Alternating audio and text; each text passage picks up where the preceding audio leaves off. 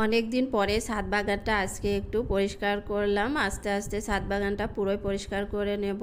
একেবারে বৃষ্টির কারণে পাতা পড়ে আর কাদা মাটি জমে ছাদটা নোংরা হয়েছিল। আর আমার ছাদ বাগানে এত এত গাছ হয়ে গেছে, কিছু গাছ বাতিল করে দিতে হবে। এখন চলে আসলাম বারান্দায়। বারান্দার গাছগুলো একটু পরিষ্কার করে নিলাম। বারান্দা বাগান হোক কিংবা ছাদ বাগান হোক, গাছের ঠিকভাবে পরিচর্যা না করলে কিন্তু গাছ সুন্দর হয় না। এখানে অনেকগুলো পাতা, শুকনো পাতা জমেছিল, সেগুলো পরিষ্কার করলাম, মাটি চেঞ্জ করে দিলাম, দিয়ে সুন্দর করে বারান্দাটা ঝাড়ু দিয়ে নিলাম। আর এই যে এই লতানো ফুলটা বারান্দার সামনে ফুটে আছে।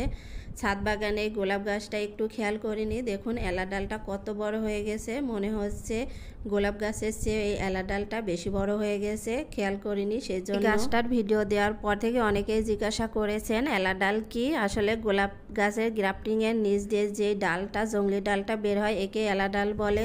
আর এই এলা ডাল চেনার উপায়, এর পাতাগুলো দেখুন 7 পাতা হয় আর এত পরিমাণ কাঁটাযুক্ত হয়, এগুলো খুবই তরতাজা আর মনে হয় যে খুব সুন্দরভাবে বেড়ে ওঠে। গোলাপের এলা ডালটা ভেঙে দিয়ে এখন কিছু বেগুনের বীজ বসিয়ে দিলাম মাটিতে, এগুলো চারা করার জন্য।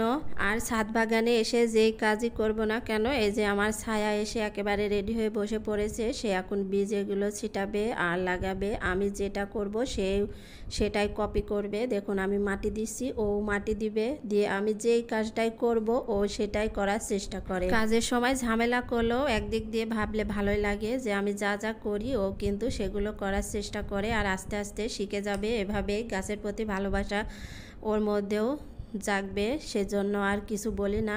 যাই হোক, এখন বেগুনের বীজগুলো দিয়ে এখন আবার শাক বুনে দেবো এই ছোটো ছোটো টবগুলোতে। এগুলো খালি করে ফেলেছি, দিয়ে এখন মাটি রেডি করে বীজগুলো ছিটিয়ে দিচ্ছি। আমি এখানে সাধারণ মাটিতে বীজগুলো দিচ্ছি। শাকের বীজগুলো আমি ছিটাচ্ছি, সে একটা টব ধরে বসে আছে, ওই টবটাতে ও লাগাবে আর আমাকে হাতও দিতে দেবে না। এই যে ওই টবটাতে ওই শুধু ছিটিয়ে দিচ্ছে। ছাদ বাগানে এভাবে মা মেয়ে মিলে কাজ করি, খুবই ভালো লাগে। শাকের বীজগুলো ছেটানো হয়ে গেছে, এখন আমি উপর দিয়ে একটু পাতা পচা সার আর গোবর সার মিশিয়ে মাটি রেডি করে রেখেছিলাম, ঝুরঝুরে মাটি, সেগুলো উপর দিয়ে একটু দিয়ে দিলাম যাতে বীজগুলো একটু ঢাকা পড়ে। আর শাকের বীজগুলো লাগানোর পরে এভাবে মাটি দিয়ে দিলে কিন্তু খুব সুন্দরভাবে বীজগুলো গজায়। আর মাটি দেওয়ার একটাই কারণ, যখন আমি পানি দিব তখন বীজগুলো আর ভেসে উঠবে না। এভাবে শাক আমি প্রতি বছরই ছাদ বাগানে চাষ করি। মাটিগুলো দেওয়া শেষ, এখন হাত দিয়ে এভাবে ছিটিয়ে ছিটিয়ে পানি দিয়ে দিচ্ছি। একবারে ঢেলে দিলে কিন্তু বীজগুলো এলোমেলো হয়ে যাবে, সেজন্য হাত দিয়ে অল্প অল্প